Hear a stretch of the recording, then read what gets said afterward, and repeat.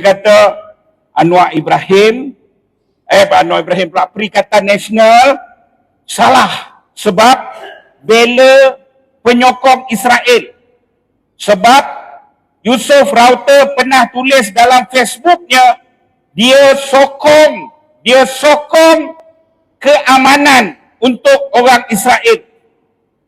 Ayat ini, saudara, saling tak ubah dengan ayat Anwar Ibrahim ketika interview dengan media asing. Sama.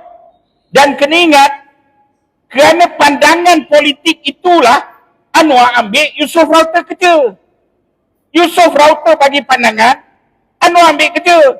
Dan saya nak bagi tahu, saudara, selama ini, sebab Yusof Rauter jumpa saya dulu, saya tahu banyak benda. Saya bercakap dengan saudara Rafiq. Ketika itu Yusof Rauter berada di dalam penjara. Saya kata, Rafiq,